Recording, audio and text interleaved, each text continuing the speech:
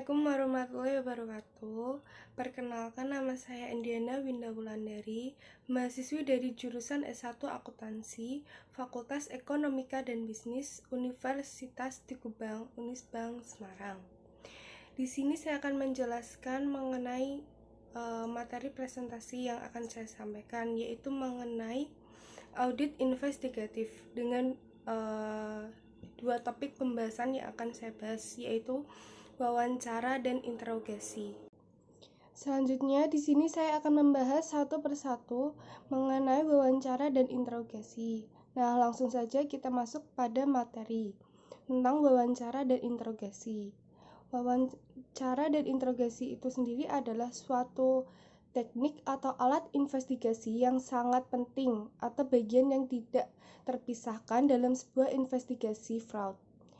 Seperti umumnya, pelaksanaan investigasi merupakan salah satu tantangan terberat dari wawancara dan interogasi itu sendiri adalah waktu.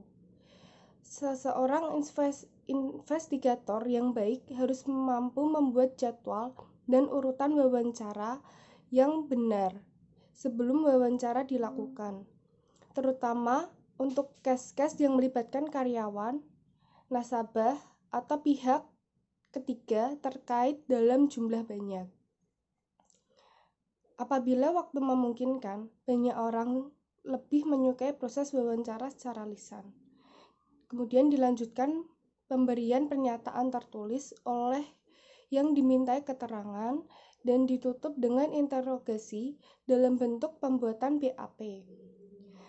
Alasannya sendiri sederhana. Yang pertama, untuk melihat konsistensi dari keterangan yang diberikan. Dan yang kedua, terdapat informasi yang kadang tidak tersampaikan pada setiap sesi tersebut, sehingga informasi yang diberikan bisa saling melengkapi satu sama lain. Setelah dilakukan telaah baru, dimulai dengan audit investigatif dengan tujuan untuk mengumpulkan bukti-bukti atau informasi dalam rangka pembuktian atas kasus yang terjadi.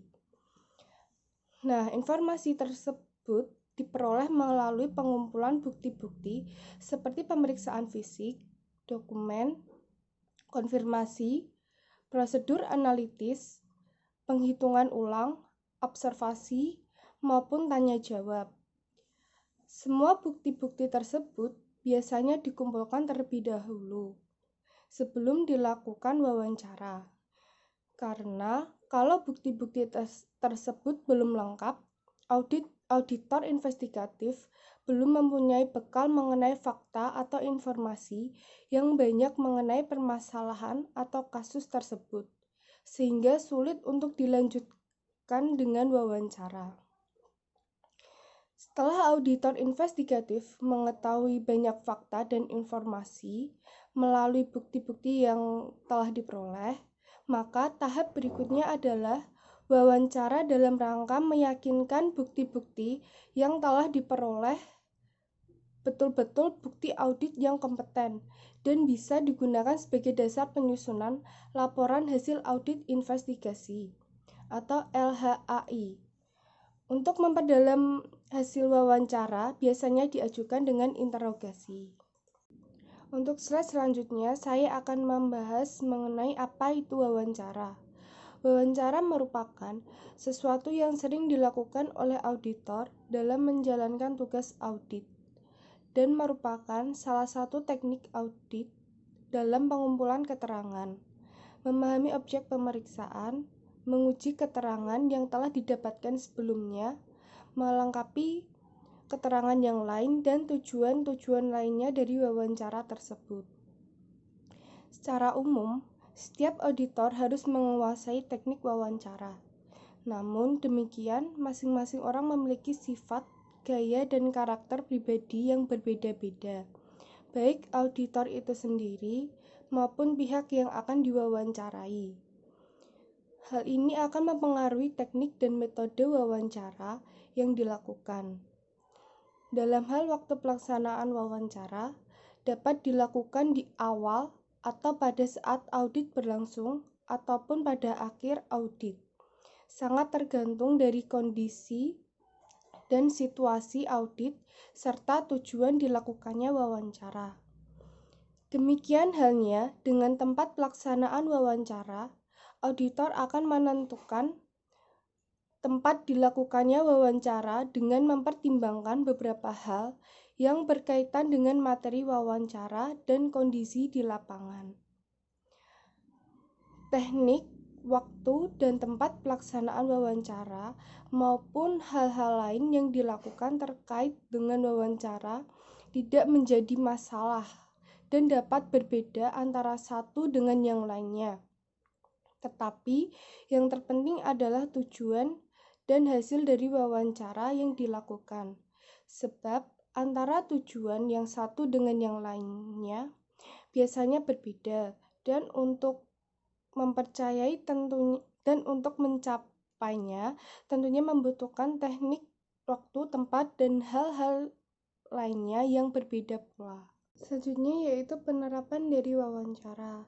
Nah, wawancara itu sendiri dapat dilakukan baiknya pada awal investigasi, karena tujuan wawancara adalah untuk mengumpulkan informasi. Tentunya semakin banyak informasi yang diketahui pemeriksa sebelum wawancara dimulai dapat semakin baik. Hal lainnya yang tidak kalah pentingnya dalam pelaksanaan wawancara sehubungan dengan audit yang dilakukan adalah bagaimana pendokumentasian hasil, bukti, dan inti dari wawancara.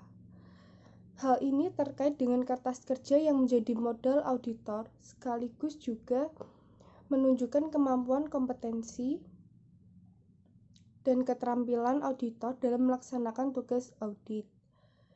Dokumentasi wawancara dapat berupa tulisan, media elektronik, atau media lain yang digunakan dalam kaitannya dengan pembuktian bahwa wawancara benar-benar dilakukan untuk memperoleh informasi yang diinginkan, dan tanpa adanya kesan yang mengada-ngada atau melakukan penekanan yang mengakibatkan informasi itu sendiri tidak sesuai. Selanjutnya yaitu hal-hal yang dilakukan dalam wawancara. Itu dikelompokkan dalam 4 bagian yang utama, yaitu yang pertama ada persiapan. Sebelum melakukan wawancara, apakah akan dilakukan di awal penugasan atau pada saat sedang berlangsungnya audit maupun pada akhir audit, hendaknya dilakukan persiapan-persiapan, baik dilakukan secara matang ataupun hanya secara insidensial saja. Beberapa hal yang harus disiapkan adalah yang pertama yaitu pemahaman akan tujuan dilakukannya wawancara, yang kedua penguasaan terhadap materi yang akan ditanyakan, kemudian yang ketiga ada alat dan bahan penunjang pelaksanaan wawancara. Kemudian untuk bagian yang kedua yaitu ada pelaksanaan. Dalam pelaksanaan wawancara, sedapat mungkin menguasai teknik, prosedur, dan situasi atau kondisi.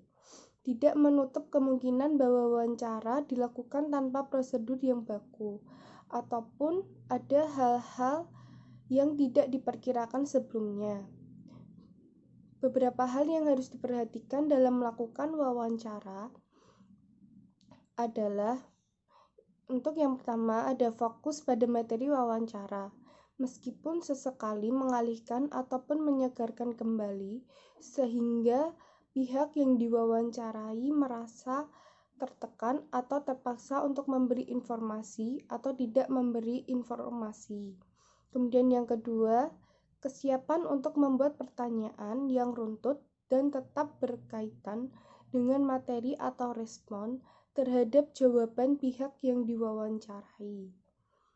Di sini pentingnya improvisasi dan kemampuan mendengarkan yang baik dibutuhkan, meskipun kendali wawancara tetap berada pada auditor. Yang ketiga, bersikap tidak emosional dan tetap tenang terhadap apapun jawaban yang didapatkan dan senantiasa menunjukkan sikap yang sangat memahami apa yang dimaksudkan oleh pihak yang diwawancarai tanpa bermaksud membenarkan ataupun menyalahkan. Yang terpenting adalah mendapatkan informasi atau jawaban yang sesungguhnya tanpa dibuat-buat. Kemudian yang keempat, yaitu harus mampu memahami psikologi pihak yang diwawancarai secara sekilas dan cepat untuk menentukan teknik yang dipakai dan pertanyaan yang akan diajukan. Di samping itu, senantiasa mengantisipasi kejadian ataupun sikap dan perilaku yang tidak diduga sebelumnya, dan mampu mengambil keputusan yang cepat terkait dengan kelanjutan wawancara. Kemudian bagian yang ketiga yaitu ada dokumentasi. Pendokumentasian hasil wawancara merupakan kunci utama dan merupakan sesuatu yang sangat berharga untuk mengungkapkan informasi yang didapatkan. Demikian halnya, analisis terhadap kemungkinan-kemungkinan digunakannya dokumen atau bukti wawancara tersebut sebagai bahan pembuktian suatu permasalahan yang akan diungkapkan. Beberapa hal yang senantiasa diperhatikan dalam pendokumentasian yaitu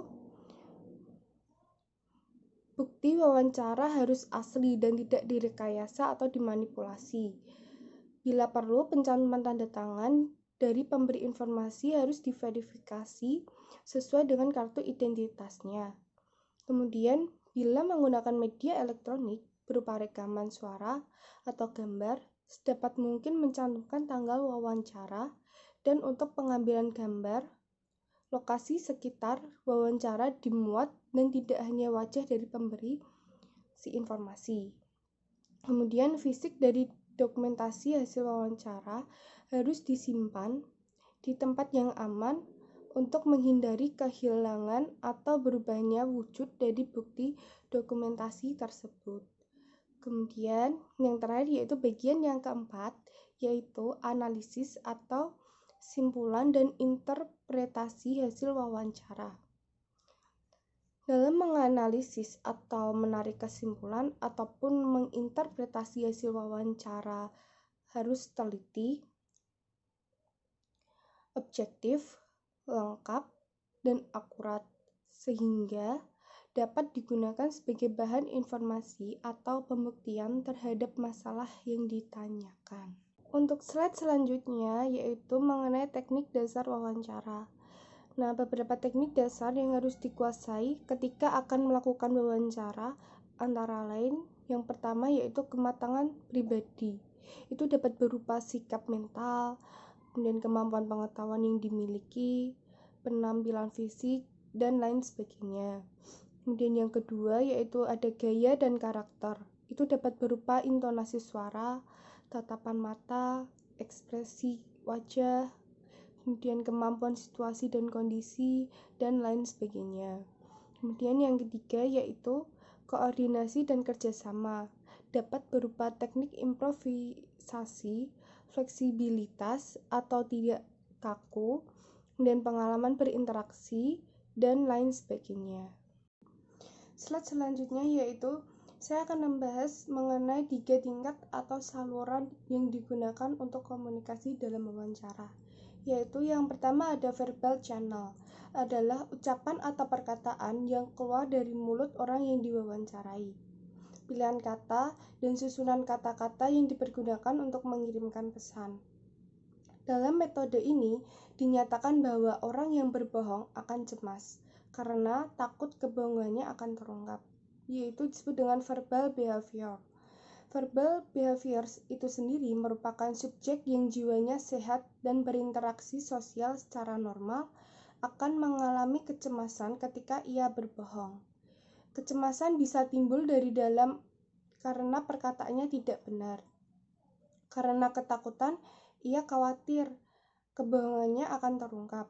Apapun penyebabnya, ketika subjek berbohong dalam wawancara, gejala-gejala perilakunya mencerminkan kesadarannya untuk menekan atau menghilangkan kecemasannya. Dasarnya, pikiran dan tubuh kita bekerja sama untuk mengurangi atau menghilangkan kecemasan tadi. Inilah konsep dari evaluasi atas verbal behavior, paralinguistic behavior, dan non-verbal behavior untuk mendeteksi kebenaran atau kebohongan dalam wawancara dan interogasi. Ambil saja contoh dari pengalaman sehari-hari. Ketika masuk kantor, seorang atasan berpesan kepada sekretarisnya, "Aku tidak mau diganggu pagi hari ini."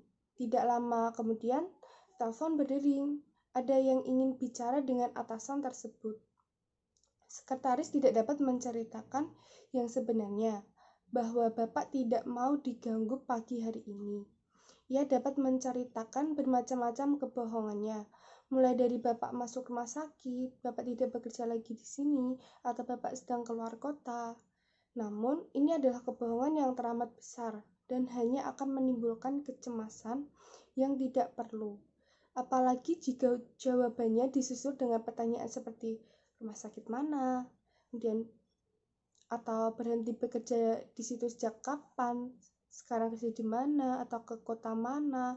Kemungkinan besar sekretaris akan memilih jawaban yang menimbulkan kecemasan kecil. Seperti Bapak sedang menerima telepon lain, atau lebih baik Bapak sedang tidak ada sekarang. Nah, kebohongan sekecil apapun yang diucapkan sekretaris tadi menimbulkan kecemasan yang terbaca dari tanda-tanda perilaku paralinguistik. Seperti ada periode hening sebelum ia memberi jawaban, atau gerak tubuh tertentu, seperti tangan menyentuh muka, atau non-verbal behavior. Kemudian paralinguistic behavior dan non-verbal behavior tadi membantu mengurangi kecemasan yang dialami sekretaris. Ketika harus menjawab pertanyaan dalam suatu wawancara, subjek mempunyai 4 pilihan, yaitu yang pertama berbohong, yang kedua mengelak atau menghindar, yang ketiga mengakui secara tersamar, dan yang keempat menceritakan apa adanya. Kemudian yang kedua yaitu ada paralinguistic channel. Adalah ciri-ciri percakapan di luar apa yang diucapkan oleh orang yang diwawancarai. Maksudnya adalah ucapan yang makna sesungguhnya berbeda dari apa yang keluar dari mulutnya, atau paralinguistic behavior. Nah, paralinguistic behavior dalam kehidupan sehari-hari kita sering mendengar ucapan yang makna sesungguhnya berbeda dari apa yang keluar dari mulut pembicara. Contohnya saja, seorang suami mengatakan kepada istrinya, "Masakanmu sangat lezat." Namun, ciri-ciri tertentu dari percakapannya, suami mengubah 180 derajat makna ucapannya menjadi masakanmu tidak enak, atau bahkan mungkin lebih memuakkan sekali. Kemudian ciri-ciri percakapan paralinguistic behavior inilah yang harus diamati investigator. Kalau saluran verbal dapat lebih dikendalikan, maka saluran paralinguistik agak lebih lepas kendali. Saluran ini juga lebih sedikit terkontaminasi oleh faktor-faktor eksternal dibandingkan dengan saluran verbal. Karena itu, paralinguistic behavior merupakan sumber terbaik untuk mendeteksi kebohongan. Berikut ini adalah ada ciri-ciri percakapan tertentu yang harus diketahui investigator. Yang pertama ada masa atau periode keheningan. Itu menunjukkan rentang waktu antara kata terakhir dari pertanyaan investigator dengan kata pertama dari jawaban subjek.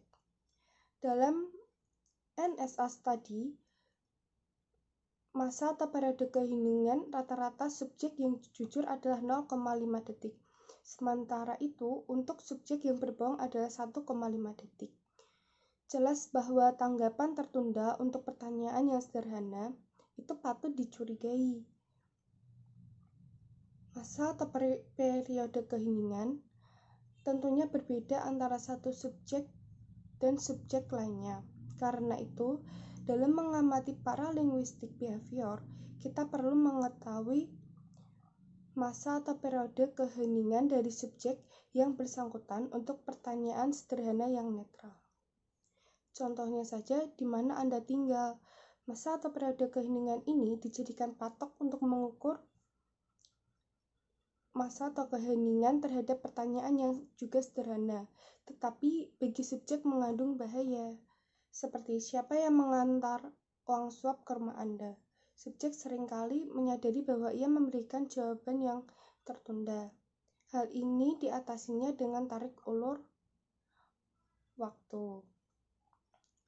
Dalam kedua contoh di atas, subjek mengulur waktu untuk merumuskan bagaimana sebaiknya menjawab pertanyaan investigator secara aman. Pada contoh yang pertama, subjek mengulang pertanyaan investigator, sedangkan pada contoh yang kedua, subjek meminta investigator mengklarifikasi atau mengulangi pertanyaannya.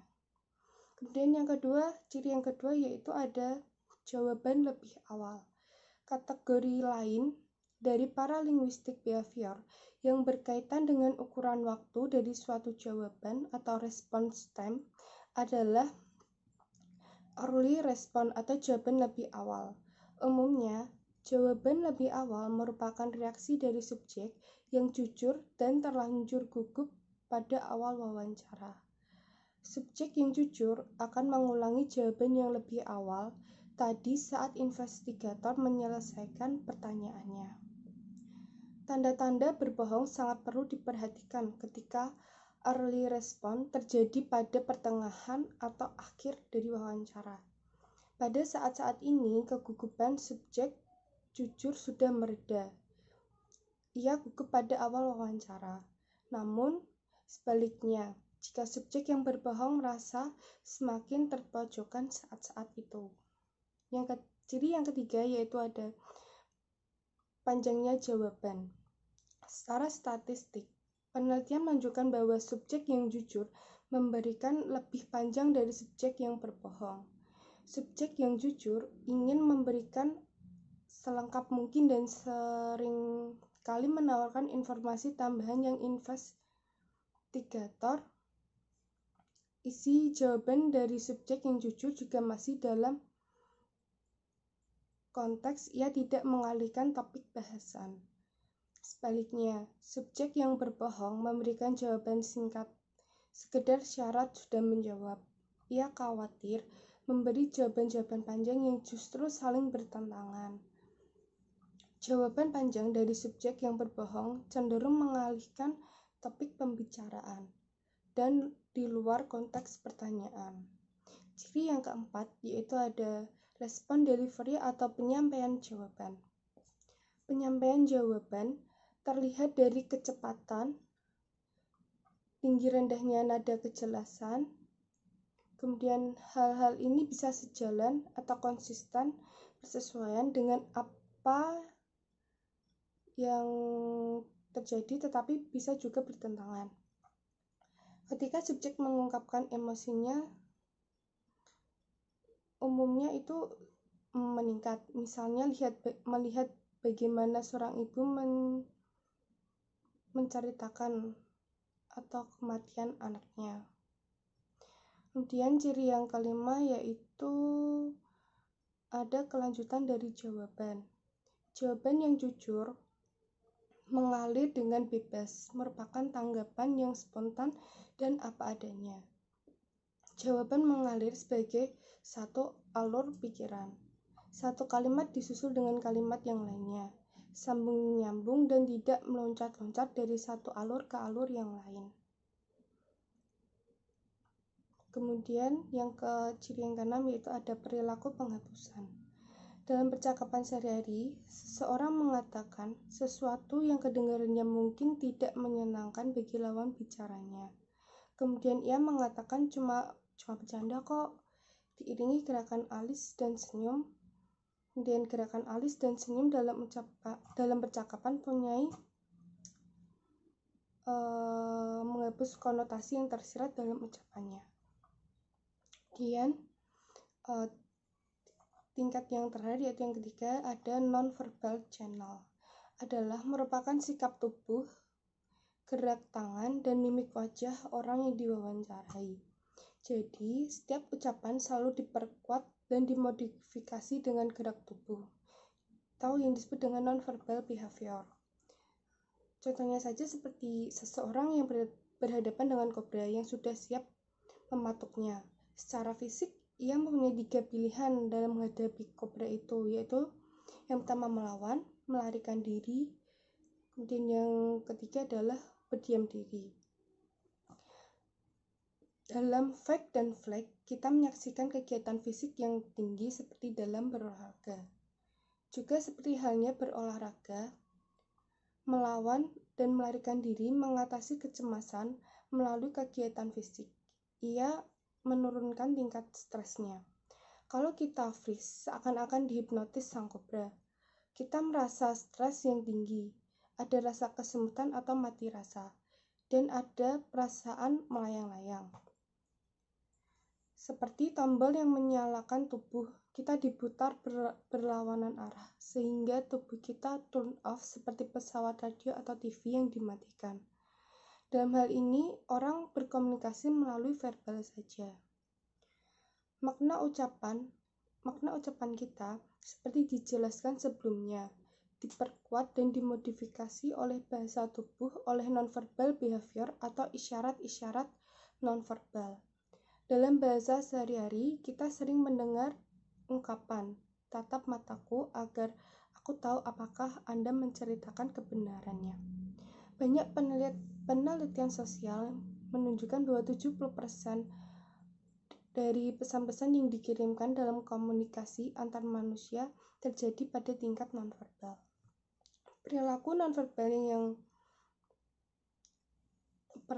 dari nonverbal itu terdiri dari 4, yaitu postur, gerak tangan, gerak kaki, dan mimik muka dan mata. Dari ketiga saluran atau metode tersebut, tingkatan semuanya digunakan untuk mengetahui adanya kebohongan. Untuk keberhasilan dalam wawancara, persiapan yang harus dilakukan oleh auditor investigatif adalah diantaranya, auditor investigatif harus mempelajari berkas kasus atau permasalahan dan dokumen untuk memastikan adanya informasi penting yang belum diperoleh. Kemudian yang kedua, yaitu menetapkan tujuan informasi yang akan digali dalam wawancara. Yang ketiga, mempelajari informasi apa yang dapat diperoleh dari calon responden yang akan diwawancarai. Yang keempat, yaitu mempersiapkan catatan yang berisi poin-poin yang akan ditanyakan agar informasi yang digali tidak terlewatkan. Yang terakhir, yaitu yang kelima, mempersiapkan tempat untuk wawancara. Selanjutnya, yaitu ada pihak-pihak yang diwawancarai dalam audit investigatif, yaitu adalah yang pertama ada saksi pihak ketiga yang netral, yang kedua ada saksi yang dapat membenarkan, yang ketiga ada pihak yang diduga ikut terlibat, dan yang keempat adalah pihak yang diduga melakukan penyimpangan. Nah, yang selanjutnya yaitu slide yang berikutnya, kita akan membahas mengenai perbedaan wawancara dan interogasi. Kedua istilah ini, wawancara dan interogasi, sering digunakan sebagai sinonim. Hal ini umumnya karena ketidaktahuan. Ada juga penyidik yang mengerti makna kedua istilah ini, tetapi sengaja menggunakannya secara keliru. Misalnya, untuk memberi kesan kepada majelis hakim bahwa ia tidak menggunakan kekerasan, maka ia menggunakan istilah wawancara. Padahal, istilah interogasi lebih tepat menggambarkan tindak pemeriksaan atau investigasinya. Nah, perbedaan ini dapat dilihat dari segi yang pertama, yaitu berdasarkan segi sifat. Wawancara bersifat netral, sedangkan interogasi bersifat menuduh. Wawancara bersifat netral dan tidak menuduh dalam segi substansi atau caranya. Ini merupakan perbedaan utama antara wawancara dengan interogasi. Meskipun investigator mempunyai alasan untuk percaya bahwa yang bersangkutan terlibat dalam tindak kejahatan, sehingga menimbulkan rasa percaya dan hormat dengan orang yang diwawancarai. Sedangkan interogasi yang bersifat menuduh, seseorang yang bersalah tidak akan memberi keterangan yang bertentangan dengan kepentingan pribadinya secara sukarela, kecuali apabila ia yakin bahwa investigator juga mempunyai keyakinan tentang kesalahannya.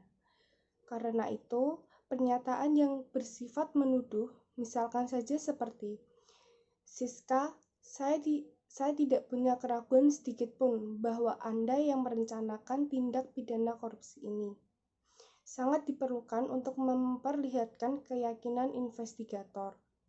Bandingkan jika pertanyaannya berbunyi, "Siska, saya pikir Anda mungkin terlibat dalam merencanakan tindak korupsi ini." Dengan pertanyaan terakhir ini, yang diinterogasi dengan cepat membaca bahwa ada ketidakpastian di benak si investigator mengenai keterlibatannya dalam merencanakan tindak pidana korupsi. Selanjutnya, yang diinterogasi ini semakin yakin bahwa sikap yang harus diambilnya adalah membantah keterlibatannya. Yang kedua yaitu dari segi cara. Wawancara dilakukan dengan nada yang tidak bersifat menuduh, sedangkan interogasi dilakukan dengan persuasi yang aktif. Dari segi wawancara, dengan cara dan nada yang tidak bersifat menuduh, investigator dapat mengembangkan hubungan yang menimbulkan rasa percaya dan hormat dengan orang yang diwawancarainya. Sedangkan interogasi yang dilakukan dengan persuasi yang aktif, yaitu interogasi dilakukan karena investigator percaya bahwa dalam wawancara sebelumnya yang bersifat non-akusatori, orang itu telah berbohong. Kalau interogasi dilakukan dengan cara bertanya dan bertanya terus, sangat tidak mungkin investigator akan mendapatkan keterangan yang berisi kebenaran. Untuk membujuknya menceritakan kebenaran, investigator menggunakan taktik, yaitu membuat pertanyaan dan bukan mengajukan pertanyaan. Taktik ini akan mendominasi seluruh interogasi. Sebelum seseorang mengaku bersalah, pertama ia harus bersedia mendengar pertanyaan-pertanyaan yang dibuat investigator. Yang ketiga yaitu dari segi waktu. Wawancara dilakukan pada awal investigasi, sedangkan interogasi dilakukan sesudah investigator mempunyai keyakinan yang memadai mengenai kesalahan seseorang. Nah, dari segi wawancara sendiri dapat dilakukan pada awal investigasi, karena tujuan dari wawancara itu tersebut adalah mengumpulkan informasi. Tentunya, semakin banyak informasi yang diketahui pemeriksa sebelum wawancara dimulai, maka akan semakin baik. Wawancara terkadang terpaksa dilakukan meskipun pemeriksa baru mempunyai gambaran kasar tentang bagaimana kemungkinan fraud dilaksanakan, atau bahkan sebelum pemeriksaan dapat mengidentifikasi bukti yang harus diperoleh. Sedangkan interogasi hanya dilakukan sesudah investigator mempunyai keyakinan yang memadai mengenai salahnya seseorang. Investigator harus mempunyai alasan untuk percaya bahwa seseorang telah berbohong. Alasan ini mungkin berupa perilakunya selama wawancara, kemudian keterangan yang berubah-ubah sebagai tanggapan atas pertanyaan yang sama, adanya petunjuk bahwa ia berbohong, dan lain-lain. Interogasi tidak boleh digunakan sebagai alat atau cara utama untuk menilai jujur tidaknya seseorang. Penilaian ini seharusnya dapat dicapai dalam wawancara yang bersifat tidak menuduh. Selanjutnya yaitu dari segi tempat. Wawancara dilakukan dalam berbagai lingkungan atau suasana, sedangkan interogasi dalam lingkungan yang terkontrol atau terkendali. Dari segi wawancara, itu dapat dilakukan dalam berbagai lingkungan atau suasana. Pemeriksa terkadang mempunyai peluang menemui orang itu di kantornya atau dalam perjalanan jalan kaki dari tempatnya makan siang.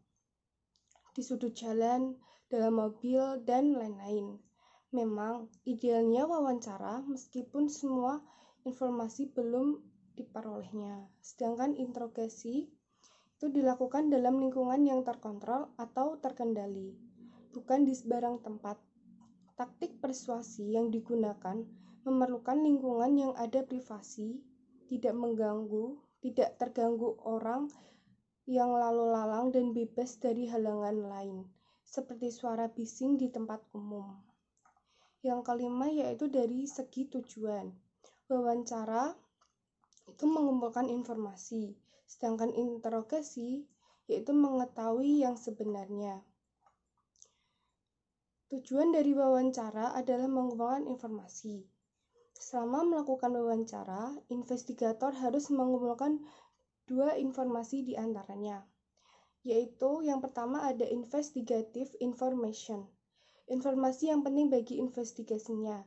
Contohnya seperti apa hubungan antara orang yang diwawancarai dengan orang tertentu yang dicurigai merupakan otak dari perbuatan tindak pidana yang diperiksa.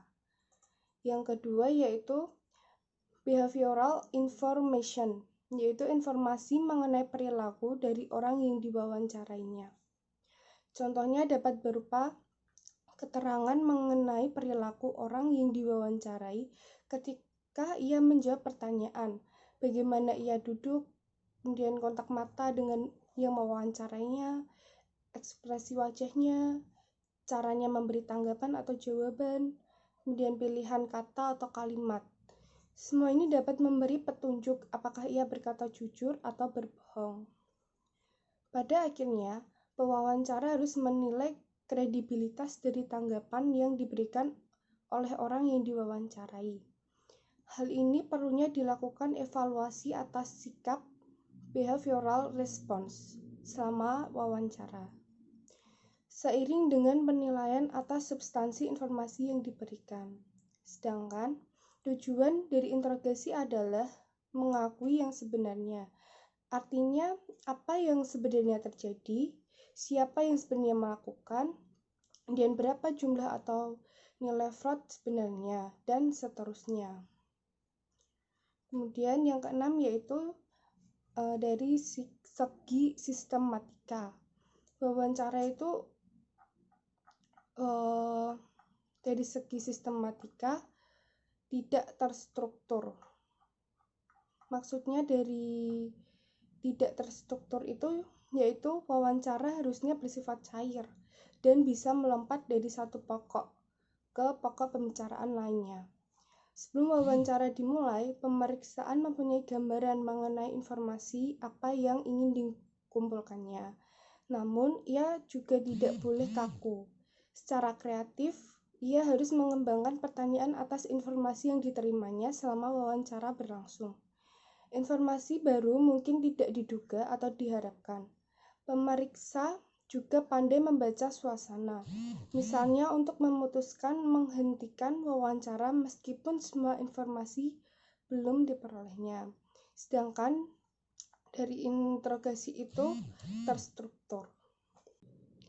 Selanjutnya yaitu karakteristik yang harus dipunyai auditor dalam melakukan wawancara.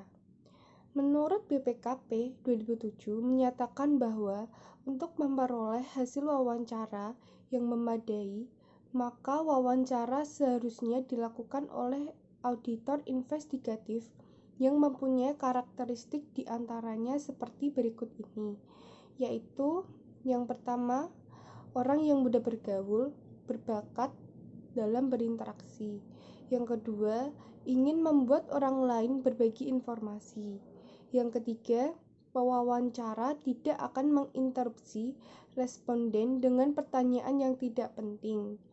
Yang keempat, dapat menyusun pertanyaan yang spesifik yang bisa membuat responden secara sukarela memberikan informasinya. Kemudian yang kelima, menunjukkan keseriusan dan perhatian atas jawaban yang diberikan responden. Kemudian yang keenam, cara mengajukan pertanyaan tidak dengan sikap yang menyalahkan. Dan yang terakhir yang ketujuh yaitu Pewawancara harus tepat waktu, berpakaian rapi, dan bersikap fair dalam berinteraksi dengan responden. Nah, sebelum masuk ke materi yang berikutnya, yaitu mengenai interogasi, di sini saya akan menjelaskan manfaat melakukan wawancara sebelum interogasi itu penting, dikarenakan investigator seringkali melakukan interogasi meskipun ia sendiri tidak mempunyai bukti atau petunjuk untuk menuduh seseorang. Dan keputusan untuk menginterogasi orang itu didorong oleh keinginan untuk mencari bukti. Karena investigator mempunyai persepsi bahwa orang itu mempunyai perilaku aneh. Padahal untuk menentukan seseorang berperilaku aneh, wawancara yang bersifat tidak menuduh merupakan sarana yang lebih baik dari interogasi. Selain nilai behavioral information dari suatu wawancara, juga ada investigative information. Nah, investigation information ini sangat diperlukan ketika wawancara akan ditingkatkan menjadi interogasi. Namun, investigator sering tergoda untuk mengambil jalan pintas, mengabaikan wawancara, dan langsung melakukan interogasi. Nah, pendekatan ini sangat tidak disarankan karena yang pertama yaitu sifat tidak menuduh dalam wawancara memungkinkan investigator membangun hubungan saling mempercayai dan menghormati yang mungkin dibangun dalam suasana dan sifat menuduh yang melekat pada interogasi. Yang kedua, selama wawancara, investigator seringkali mengorek keterangan penting mengenai tertuduh yang sangat berharga sewaktu melaksanakan interogasi. Yang ketiga, tidak ada jaminan tertuduh akan mengaku bersalah dalam proses interogasi. Padahal, kalau mereka diwawancarai terlebih dahulu dan memberikan keterangan palsu selama wawancara, investigator dapat menggunakan keterangan dari hasil interogasi untuk mengungkapkan kebohongannya. Hal ini membawanya lebih dekat ke arah putusan pengadilan yang menyatakan mereka bersalah atau yang diwawancara itu bersalah. Nah, yang terakhir yaitu yang keempat, ada keuntungan psikologi bagi investigator ketika ia melakukan wawancara sebelum interogasi. Agar interogasi berhasil, tertuduh harus mempercayai investigator bahwa ia objek atau tidak memihak dan jujur. Ini akan lebih mudah dicapai apabila investigator menawarkan kesempatan kepada tertuduh untuk menceritakan yang sebenarnya melalui wawancara. Next, untuk pembahasan yang terakhir yaitu ada interogasi. Nah, interogasi adalah suatu upaya yang dilakukan oleh pihak tertentu untuk meminta keterangan kepada seseorang menyangkut kesaksian orang tersebut terhadap pihak lain atau dirinya sendiri mengenai suatu aktivitas yang melibatkan pihak lain tersebut atau dirinya sendiri. Sebelum melakukan interogasi, investigator sudah harus mengetahui secara mendalam semua investigative information yang relevan tentang kejahatan tersebut, termasuk informasi dari saksi-saksi, informasi mengenai bagaimana kejahatan dan tersangkanya terungkap, dan informasi latar belakang mengenai tersangka yang akan diinterogasi dan tersangka lainnya. Investigator bisa berhadapan dengan tersangka yang emosional atau non-emosional. Subjek yang emosional akan mengalami, yang pertama ada perasaan bersalah dengan penyesalan yang mendalam, yang kedua ketenangan batin yang sangat terganggu, dan yang ketiga hati nurani yang sangat terusik. Yang selanjutnya yaitu tujuan dari interogasi. Tujuan dari interogasi itu sendiri yaitu untuk mencari kebenaran. Sukses dari suatu interogasi tergantung kepada kejelian investigator untuk mengenali situasi, sehingga dapat menerapkan prosedur yang tepat untuk langkah yang sedang dijalannya. pertanyaannya tepat dan cerdas, serta momentum dan dinamika dapat dipertahankan. Interogasi hanya dilakukan sesudah investigator mempunyai keyakinan yang memadai mengenai salahnya seseorang. Kemudian yaitu penerapan dari interogasi. Dalam melakukan interogasi, berbagai macam trik dan metode diterapkan oleh investigator, mulai dari penampilan dan sikap yang kadang lebih mirip Algojo ketimbang hukum. Trik yang menjebak, menggiring opini, menyudutkan yang diinterogasi, memaksa, menyiksa sampai mencuci otak, istilah yang digunakan untuk mengakui sesuatu yang tak ada menjadi fakta, sehingga tujuan interogasi bergeser dari ingin menyingkap kebenaran menjadi sesuai pesanan. Nah, selanjutnya masuk pada pembahasan yang terakhir dari interogasi, yaitu langkah-langkah saat interogasi. Nah, langkah yang pertama itu ada direct positive confirmation, yaitu pada awal interogasi, tersangka seksama mengamati investigator. Ia menilai apakah investigator yakin jika ia bersalah.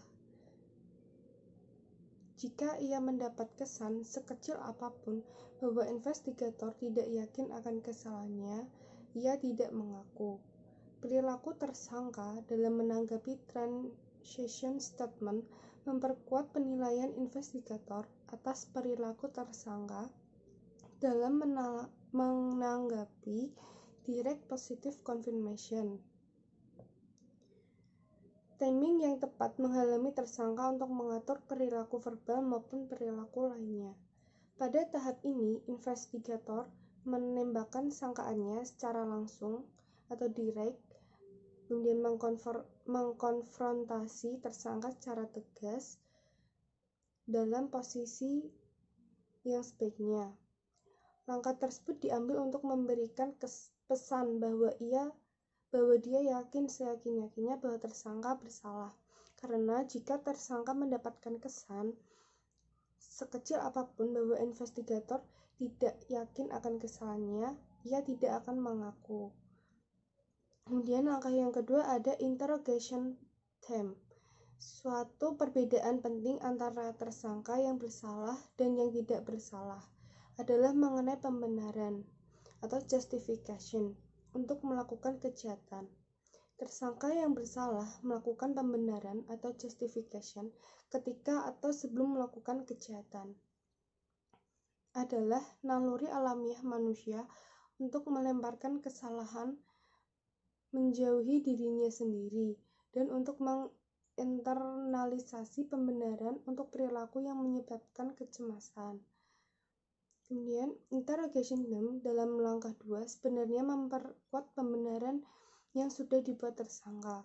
Karena itu mudah sekali mengungkap atau penyangkalan dari tersangka dalam interogasi. Tersangka menangkap yang ditawarkan investigator. Tersangka yang bersalah akan mendengarkan ini dengan seksama. Sebaliknya, tersangka yang tidak bersalah tidak pernah memikirkan pembenaran untuk melakukan kejahatan itu. Dengan sendirinya, ia tidak menangkap yang dibicarakan investigator. Kemudian yang langkah ketiga adalah handling denials. Tidak mudah bagi investigator mendapatkan pengakuan dari tersangka, baik tersangka yang bersalah maupun yang tidak bersalah. Mereka akan memberikan penyangkalan atau denials. Penyangkalan dapat dilakukan secara verbal, seperti aku tidak melakukannya, atau dalam bentuk nonverbal seperti menggelengkan kepala. Subjek menyangkal sebagai tanggapan atas tuduhan. Penyangkalan pada dasarnya adalah pernyataan bahwa tuduhan itu palsu, tidak benar, keliru, salah alamat, dan seterusnya. Tahap penyangkalan merupakan tahap yang sangat menentukan. Kalau penyangkalan tidak ditangani dengan keahlian dan pengalaman, seluruh langkah berikutnya akan sia-sia. Kemudian langkah yang keempat ada overcoming objection. Dalam langkah ini, investigator berupaya mengatasi benteng pertahanan kedua dari si tersangka. Benteng pertamanya adalah penyangkalan denials. Benteng pertahanan keduanya adalah keberatan atau objection. Tersangka yang melihat kesia-siaan dalam upaya menyangkal akan mengubah taktiknya dengan mengajukan keberatan. Dengan perubahan taktik ini, tersangka mengharapkan dapat mengambil alih kendali percakapan dan dengan demikian melemahkan keyakinan investigator bahwa ia memang bersalah.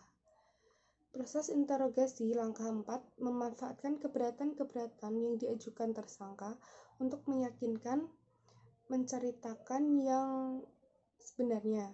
Keberatan atau objection yang diajukan tersangka dirumuskannya dalam bentuk alasan ekonomi, agama, jabatan, atau moral, dan mengapa ia tidak akan melakukan apa yang disangkakan kepadanya. Ketika tersangka mengubah strateginya dari denial yang bersifat defensif ke objection yang bersifat ofensif, investigator memenangkan langkah 3.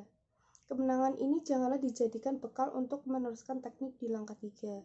Kalau dalam langkah 3, investigator berupaya mencegah tersangka melancarkan denial. Dalam langkah 4, investigator justru memanfaatkan dan mendalami objection ini dalam dialognya. Langkah 4 ini terdiri atas mengenali keberatan, menghargai keberatan, mengembalikan keberatan. Langkah yang kelima yaitu ada keeping the suspect attention. Umumnya tersangka tidak akan tinggal diam dan bersantai-santai. Ia ingin mendominasi percakapan atau memegang kendali dan mengatur dialog. Ia menyangkal dari langkah 3 atau mengajukan keberatan dari langkah 4. Apabila investigator berhasil menghentikan penyangkalan-penyangkalan dan mengembalikan keberatan-keberatan tersangka, maka tinggal satu strategi lagi yang bisa digunakan tersangka. Langkah yang keenam yaitu ada handling the suspect passive mode. Pada akhir langkah 5, investigator seharusnya berhasil menjalin hubungan yang baik dengan tersangka. Hubungan yang baik dalam hal ini berarti tersangka percaya investigator jujur. Investigator berusaha keras mencari kebenaran. Ia bersedia membantu tersangka untuk mengungkap kebenaran. Tersangka pada tahap ini menyadari bahwa kebohongannya tidak menghasilkan apa yang tadinya diinginkannya. Karena itu, ia sekarang lebih bersedia mendengarkan. Ia menunjukkan sifat kalah, kepala tertunduk, bahu menurun, kaki lemas, mata berkaca-kaca, dan mentalnya berada pada titik terendah. Yang ke-8 adalah langkah yang ke-8, presenting the alternative question. Pertanyaan alternatif dalam langkah 7 merupakan puncak atau kulminasi dari pengembangan tema interogasi atau interrogation. Dalam langkah 6, investigator mengulang-ulangi monolog yang simpatik untuk memberikan alasan moral mengapa tersangka melakukan perbuatannya. Kemudian langkah yang ke-9 yang terakhir yaitu ada the written confession. Pada puncaknya, tersangka memberikan pengakuan secara tertulis. Padanya untuk di Indonesia adalah berita acara pengakuan atau dokumen semacam itu. Di Indonesia, investigator sering melakukan interogasi sambil mengetik jawaban tersangka menurut persepsi investigator.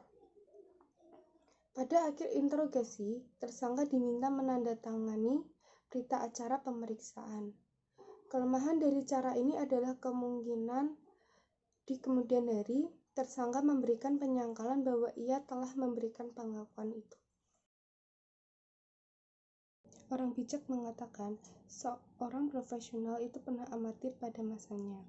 Begitupun pada dunia pendidikan dan dunia setelah kita bekerja kelak.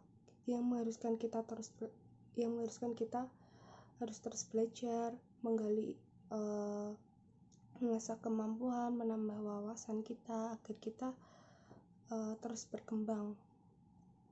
menjadi lebih baik lagi untuk kedepannya.